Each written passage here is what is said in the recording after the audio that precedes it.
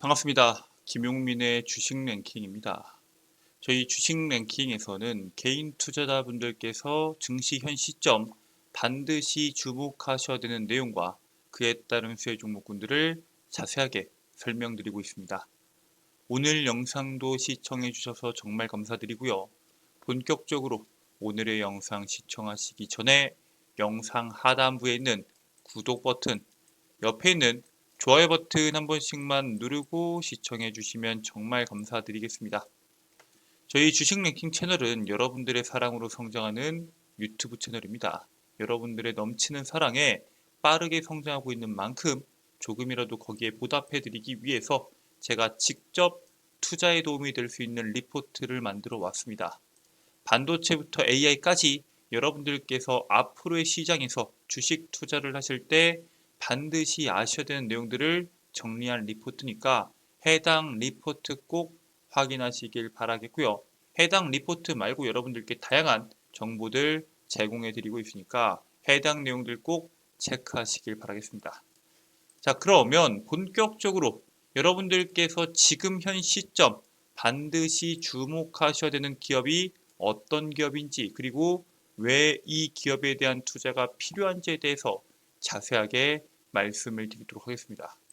자, 일단 현재 국내 증시에서 반도체에 대한 리스크들이 굉장히 많이 나왔었죠. 특히나 이 반도체에 대한 약세가 나오게 된 게 엔비디아 때문입니다. 실제로 현재 엔비디아에 대한 내용들을 보면은 월가에서 굉장히 호평하고 있음에도 불구하고 주가에 대한 낙폭이 나오면서 100달러 미만으로 떨어집니다. 목표 주가는 140달러인데도 불구하고요.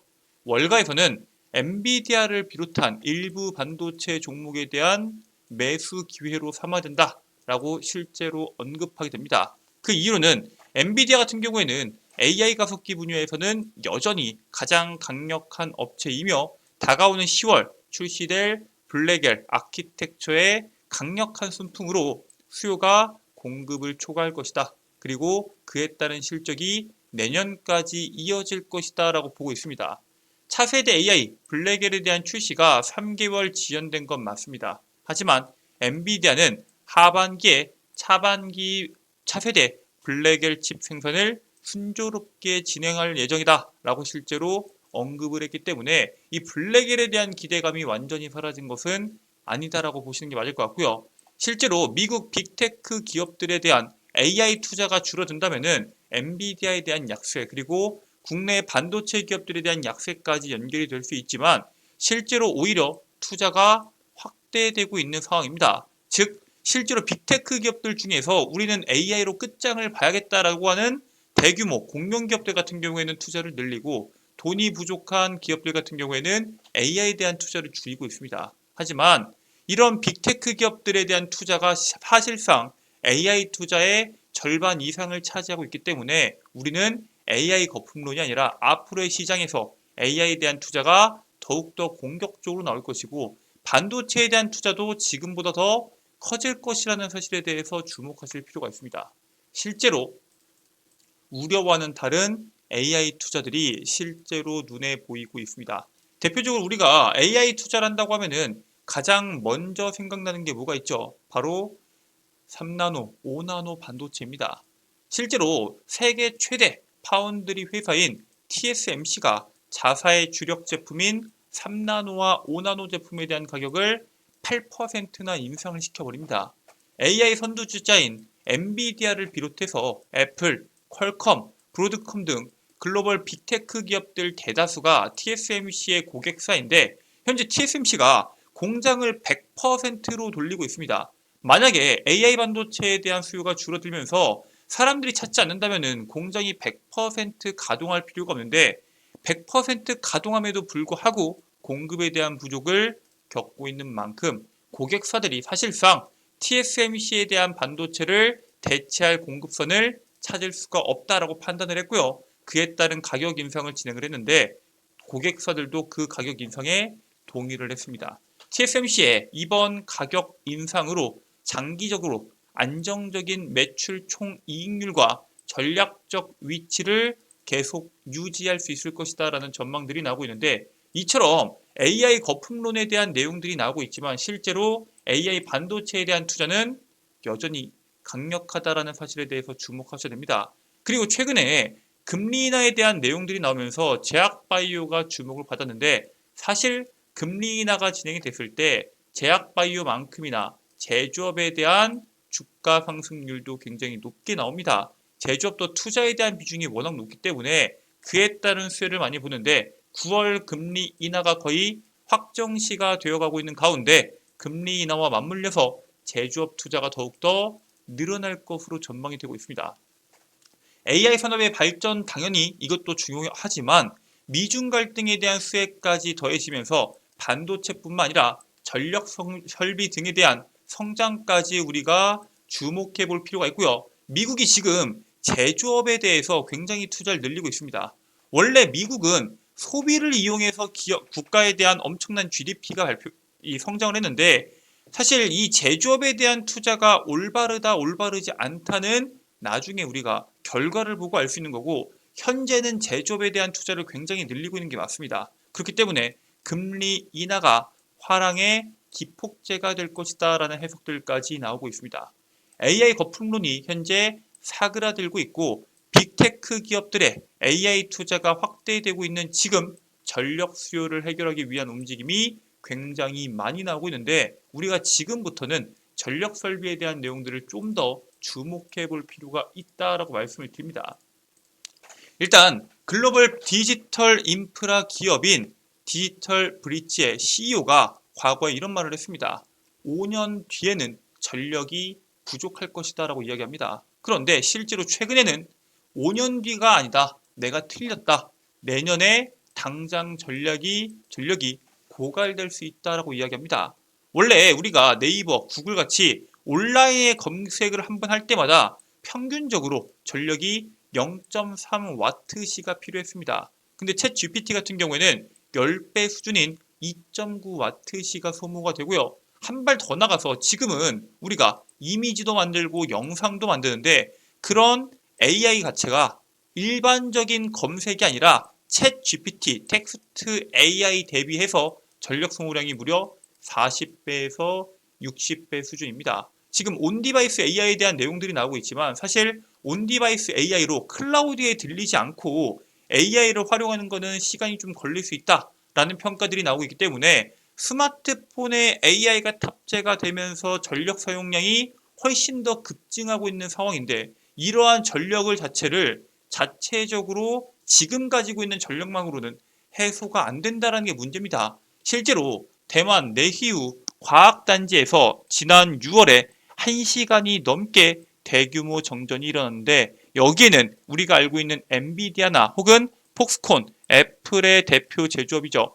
그러한 기업들을 포함해서 약 3,000개의 기업들이 모여있는 위치입니다. 그런데 정전이 도대체 왜 일어났나 확인을 해보니까 노후화된 전력망에 대한 문제가 상당히 컸다라는 분석이 나왔습니다. 즉 전력망에 대한 문제를 먼저 해결을 해야지 이러한 전력 수급에 대한 내용들도 우리가 준비가 될 수 있다라고 시장이 이미 인지를 하고 있습니다. 그래서 확인을 해보니까 현재 전력망이 얼마나 큰 문제냐. 보통 전력망 자체가 최대 수명기간이 한 30년 정도로 봅니다. 근데 미국, 독일, 영국, 프랑스, 일본, 중국, 한국, 대만 등을 쭉쭉 봤을 때 사실 중국이나 한국이나 대만 같은 경우에는 20년에서 50년 수준으로 그렇게 엄청나게 넘어가진 않았습니다. 하지만 과거 선진국이었던 지금도 선진국이지만 미국, 유럽 분야 같은 경우에는 전력 설비, 이 전력망이 초기에 설치된 시기가 굉장히 깁니다. 즉 얘네들은 이제 설비를 다시 하고 다시 전력망을 바꿀 시기가 됐다는 겁니다. 물론 우리나라도 더 늘려야 되고 중국과 대만에서도 더 늘려야 되는 건 맞습니다. 하지만 미국이나 유럽이나 일본 같은 경우에는 전력망에 대한 설비, 전력망에 대한 투자가 굉장히 시급한 상황이다 라고 보시면 될 것 같고요. 엔비디아가 실제로 전력 소비가 2년 사이에 10배 가까이 늘었습니다. AI로 전력 사용량이 급격하게 늘어나는 만큼 바이든 정부에서는 5년 안에 미국의 노후화된 16만 킬로미터에 대한 순정망을 교체하겠다라고 이야기합니다. 에너지사업부에 따르면은 지난해 미국 기준의 발전 용량이 무려 1279기가와트시였고요. 전력망을 접속을 기다리는 용량이 그거의 2배인 2598기가와트였습니다. 신규 발전을 짓더라도 사실 기존 송전망을 연결하는 과정에서 극심한 병목 현상이 나타나기 때문에 지금 당장 가장 빠르게 최우선적으로 투자되는 게 바로 송전망입니다. 전력망을 깔아야지 지금 현재 원전도 짓고 있고 태양광, 화력발전을 통해서 에너지를 만들어도 그거를 기존이 아니라 앞으로 만들어질 수 있는, 앞으로 깔아야 되는 송전망에 연결을 시켜야지 이러한 병목 현상이 나타나지 않는다는 거겠죠. 에너지에 대한 투자가 활발하게 일어나는 만큼 송전망에 대한 투자가 본격적으로 진행될 필요가 있다라고 보시면 됩니다. 그래서 미국 정부도 이 부분에 대해서 굉장히 중요하게 보고 있고 이 문제에 대해서 인지하고 있기 때문에 이번에 미국의 에너지부가 극단적인 기상현상에 더 탄력적으로 대처하고 더 많은 에너지를 수용할 수 있도록 그리드 업그레이드에 약 22억 달러를 배정합니다. 그러니까 전력망 업그레이드에 22억 달러를 배정했다고 보시면 되고요.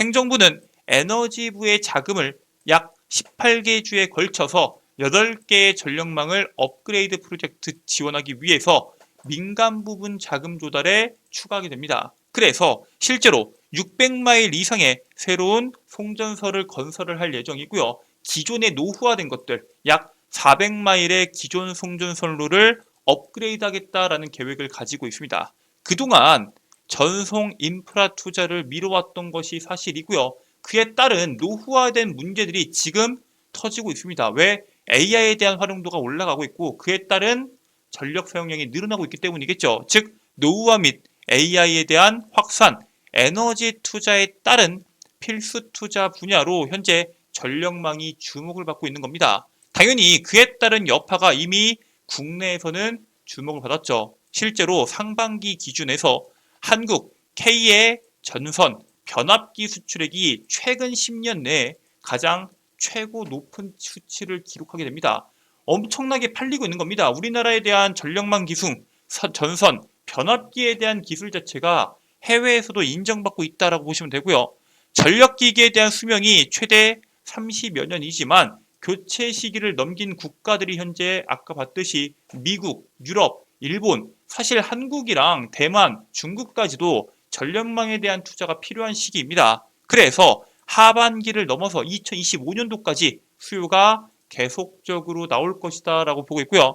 하반기 IT 기업들에 대한 투자가 현재 줄어들지 않고 있습니다. 즉 AI에 대한 개발 속도는 계속적으로 늘어날 거고 전력 사용망은 당연히 늘어날 수밖에 없기 때문에 전력 설비에 대한 모멘텀들이 지속될 것이다 라고 보고 있습니다. 그래서 미국 및 글로벌 국가들의 전력망을 투자가 확대됨에 따라서 수혜를 받을 수 있는 기업들을 우리가 미리 선점하셔서 투자하실 필요가 있는데 오늘 영상에서는 이 기업이 어떤 기업인지에 대해서 자세하게 말씀드리려고 합니다. 그 기업은 바로 대원전선입니다.